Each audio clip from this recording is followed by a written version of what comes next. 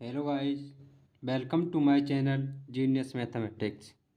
आज हम पढ़ेंगे डीएसटीएल में रिप्रेजेंटेशन ऑफ सेट। सेट को कैसे रिप्रेजेंट करें। हमने प्रीवियस लेक्चर में सेट जाना था, इसमें जानेंगे सेट को प्रेजेंट कैसे करें। इसके दो फॉर्म होते हैं, फर्स्ट रोस्टर और tabular form. Roster in this form all the element are listed within braces and are the separate by comma. यानी इसमें हम क्या करते हैं, हम जो से इसमें ब्रेसेस के अंदर लिखते हैं एलिमेंटों को और कॉमा से सेपरेट करते हैं। जैसे example all integer positive value less than 10, यानी 10 से नीचे की इंटीजर वैल्यू लिखो ऑल। तो हम कैसे लिखेंगे इसे, 1 2 3 4 5 6 7 8 9। ये होगी इसकी रोस्टर और टेबुलर फॉर्म, या रोस्टर को या टेबुलर फॉर्म को हो। इसमें हम ब्रेसेस के अंदर लिखते हैं और प्रत्येक एलिमेंट को कॉमा के द्वारा सेपरेट कर देते हैं। Rule number second, rule method और सेट।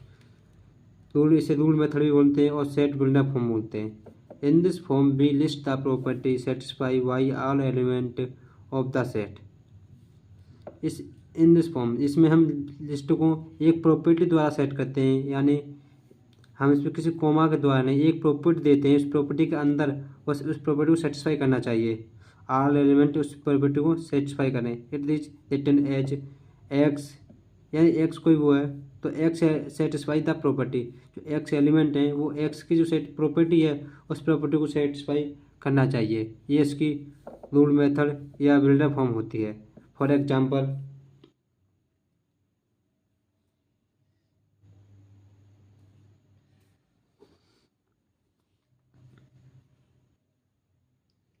हम इसी को लिख लेते हैं ऐसे,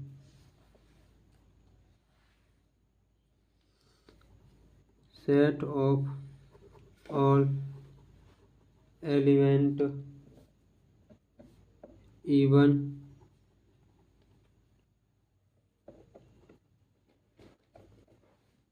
लेस देन 10। तो इसमें क्या करेंगे, एक्स एक एलिमेंट है तो एक्स है का है एन के अंदर ही आएगा, एन यानी 10 इसके अंदर, लेस देन इससे कम रहेगा, इसी में से आएगा जो आएगा, पर होगा कौन सी वैल्यू, इंटीजर वैल्यू होगी, ऑल इंटीजर वैल्यू। इसे हम इस प्रकार से सेट करते हैं। उसमें हम क्या करते हैं, सभी वैल्यूओं को, ये भी उसी फॉर्म में है बट हम इसे सेपरेट कर देते हैं ब्रेसेस और कॉमाओं से। इसमें हम ब्रेसेस और कॉमाओं से सेपरेट नहीं करते हैं, इससे हम इस प्रॉपर्टी के द्वारा सेटिस्फाई करती है। मतलब हमने लिख दिया इंटीजर वैल्यू लेस देन 10। इसमें हम इसे यहीं के लेके छोड़ देंगे, इसे हम आगे लिखेंगे तो ये रोस्टर फॉर्म में हो जाएगा। इसे हम रोस्टर मेथड कहते हैं। इसको आप पढ़ेंगे हम types of math, types of set. First empty set और नल सेट। एम्प्टी सेट और नल सेट वो सेट होता है, यानी ए सेट कंटेनिंग नो एलिमेंट। इस प्रकार का सेट जो किसी भी एलिमेंट को कंटेन नहीं करता है या इसमें कोई भी एलिमेंट नहीं होता है, उसे हम एम्प्टी सेट या नल सेट कहते हैं। नल सेट को डिनोट करते हैं हम फाई से।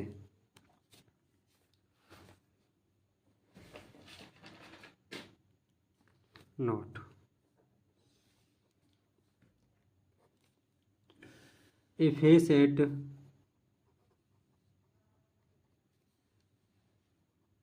has at least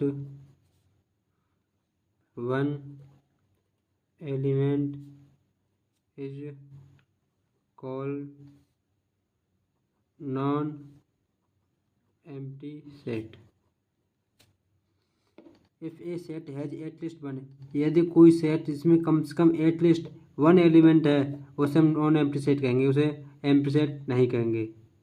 चाहे उसमें भले ही 0 हो, 1 हो, कुछ भी हो, बट नॉन एम्प्टी होना चाहिए। उसमें कम से कम 1 एलिमेंट हो तो हम उसे नॉन एम्प्टी कहेंगे।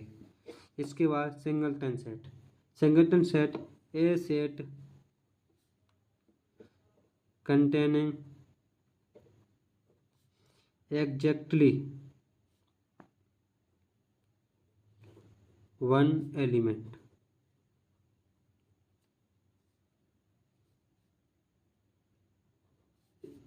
that's called singleton set. वो सेट जो एग्जैक्टली 1 एलिमेंट रखता है उसे हम सिंगलटन सेट कहते हैं। For example x x less than n and x का इक्वल टू 9, देन एक्स की वैल्यू क्या होगी यहाँ पर 3, क्यों हम 3 का स्क्वायर करेंगे तभी तो 9 आएगा। Equal to sorry x minus 9 equal to 0 या फिर एक्स स्क्वायर इक्वल टू 9। तो ये सिंगलटन हो गया क्योंकि इसमें एक ही वैल्यू है, इससे अधिक और कोई वैल्यू नहीं हो सकती जहाँ से पुट करें और 9 आए। तो ये होगा singleton set.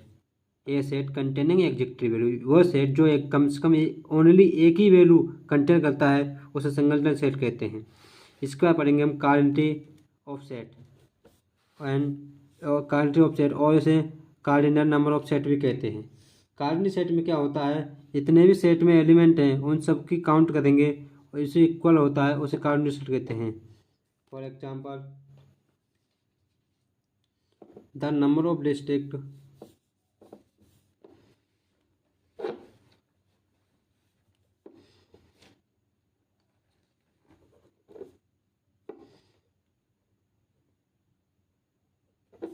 element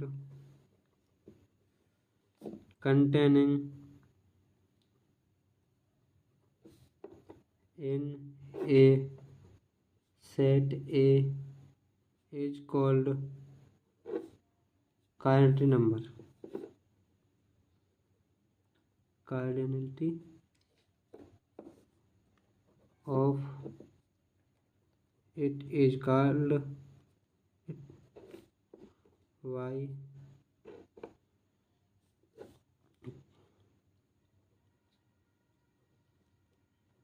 cardinality of set. Cardinality set को डिनोट करते हैं it's denoted by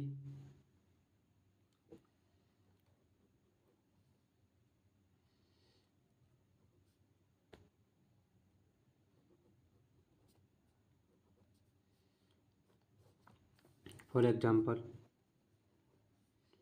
x y z डब्ल्यू ए, इसमें टोटल कितनी वैल्यू हैं 1 2 3 4 5, तो इसकी कार्डिनलिटी हो जाएगी एन एक्स या एक्स इक्वल टू 5। इसका मतलब ये होता है जितने जो सेट है उसमें कितनी वैल्यू कंटेनिंग है, कितनी वैल्यू प्रेजेंट है, उन सभी वैल्यू को हम कार्ड गिनेंगे और उसे हम लिख देंगे, वो कार्डिनलिटी हो जाएगी।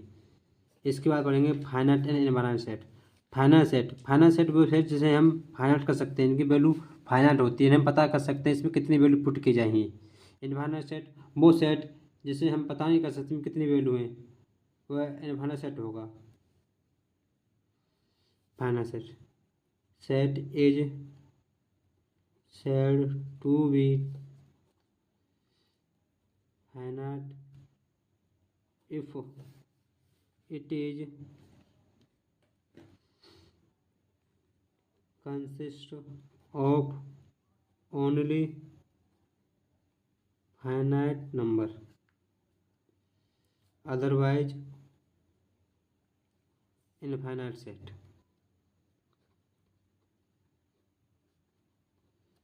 इसका कहना मतलब ये है, यदि कोई सेट है जो फाइनाइट वैल्यू कंटेन करता है वह फाइनाइट सेट होगा, अदरवाइज इनफाइनाइट सेट होगा। For example a finite set 2 4 6 8 10 ये हुआ फाइनाइट सेट। यदि हम इसे अभी लिख दें 2 4 6 8 10 डॉट डॉट डॉट करते हैं, पता नहीं ये कहाँ तक जा रहा है, यानी n टाइम, ये हो जाएगा इनफाइनाइट सेट। वो सेट जिसके हम या फिर हम लिख सकते हैं, बोल सकते हैं वह सेट जिसके हम क्वालिटी निकाल सकते हैं वह फाइनाइट सेट है, अदरवाइज जिसकी हम क्वालिटी फाइंड नहीं कर सकते वो इनफाइनाइट सेट है।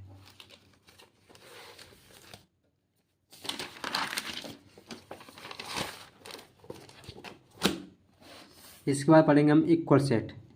इक्वल सेट क्या होता है, यह मानो कि दो सेट हैं, इफ टू सेट हैं ए एंड बी, देन ए और बी के अंदर जितने भी वैल्यू हैं बराबर हैं तो वो इक्वल सेट होगा। Two set A and B are said to be equal set if they have exactly same element।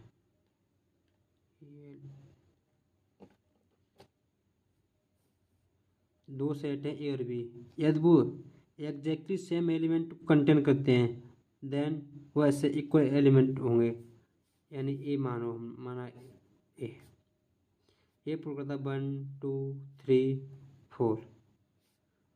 Set भी करता है 1 2 3 4 4। तो कार इसकी कोई दिक्कत नहीं, वैल्यू सेम करता है, सेम बना है 2 2 3 3 4 4। Then A equal to B, इन दोनों की वैल्यू सेम है, ये दोनों एग्जैक्टली सेम वैल्यू कंटेन करते हैं तब ये इक्वल सेट होंगे, अदरवाइज नहीं। तो ये इक्वल सेट है। हम देखेंगे इसके बाद इक्विवेलेंट सेट। इक्विवेलेंट सेट में क्या होता है, two set A and B are said to be equivalent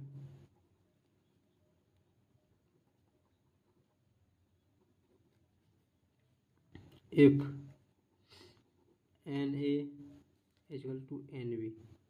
कहना मतलब यह है दो सेट है हमारे पास, टू सेट है हमारे पास ए और बी। इसमें क्या है, एक सेट लो हम 1 2 3 4 5, बी सेट है 3 4 5 6 7। इसकी कार्डिनिटी फाइंड करेंगे तो इसकी कार्डिनिटी हमारे पास 5a। इसकी कितनी है, ए 1 2 1 2 3 4 5 1 2 3 4 5 5।